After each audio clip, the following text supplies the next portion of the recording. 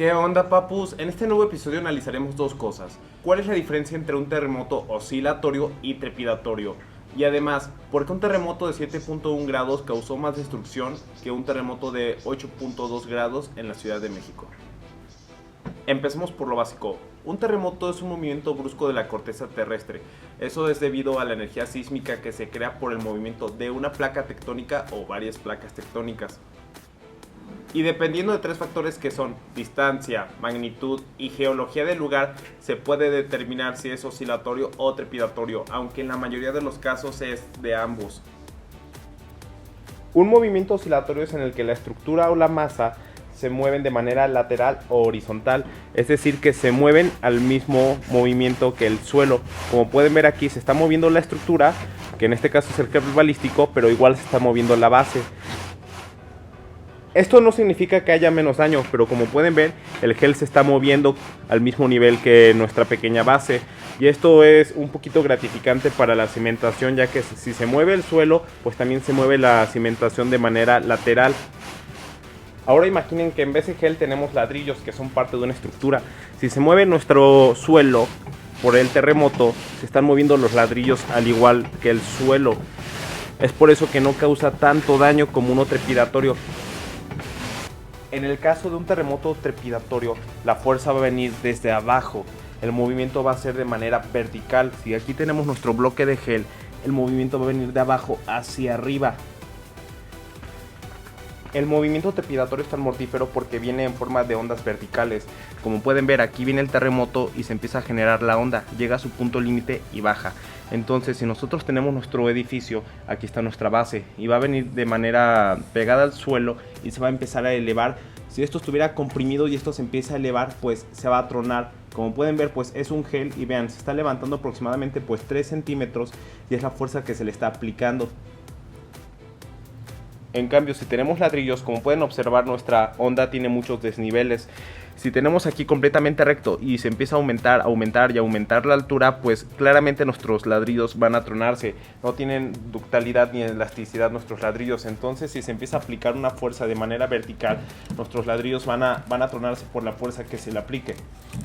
Como les mencionaba, si viene una onda trepidatoria, va a empezar que nuestro ladrillo se empieza a deformar. Como aquí está pegado al suelo, va a empezar a empujar hacia arriba y pues lamentablemente se va a tronar por la fuerza que causó la onda sísmica.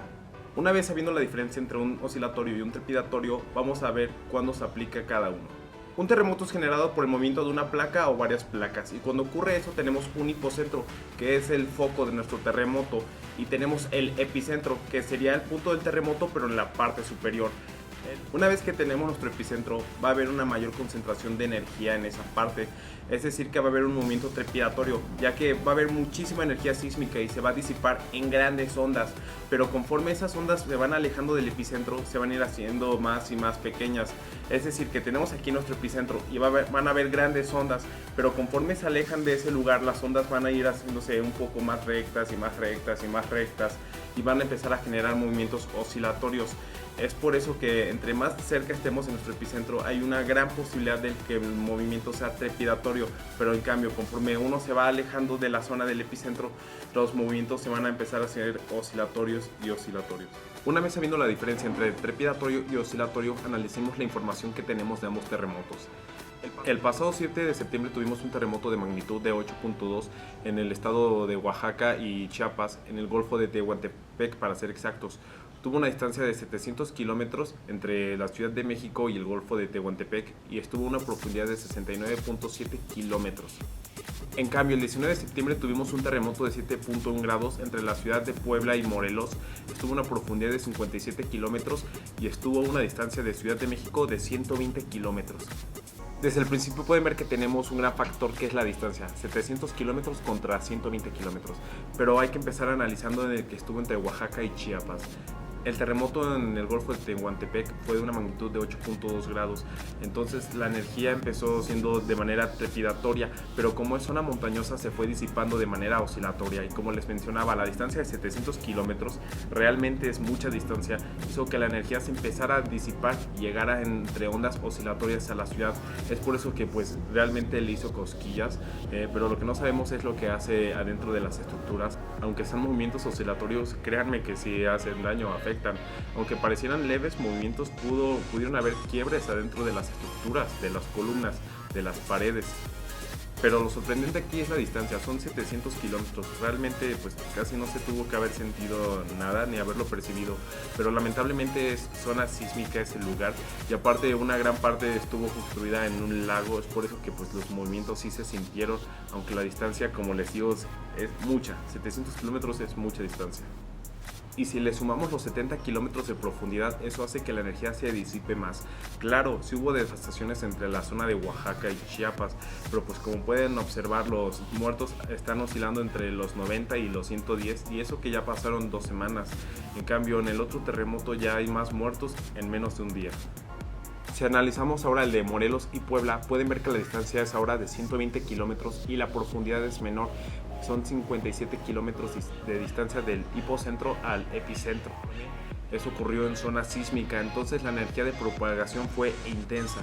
El terremoto que ocurrió en Morelos y Puebla llegó con una energía enorme, y como es una distancia menor, que son 120 kilómetros, llegó con grandes movimientos trepidatorios. Eso es lo que cambia todo. En el otro caso fueron movimientos oscilatorios que movió la tierra así, y en el trepidatorio llegó con grandes ondas que pues arrasaron los edificios. Por eso cuando llega nuestro movimiento trepidatorio empieza a destrozar columnas, paredes, cimentaciones, ya que pues nuestra onda tiene desniveles y unas partes las empuja y otras no, lo que empieza a hacer diferentes cortes, que tenemos pues los principales, que son compresión, flexión, adherencia y cortante. Y una cosa curiosa es que cuando ocurren movimientos trepidatorios, la mayoría son efectos cortantes.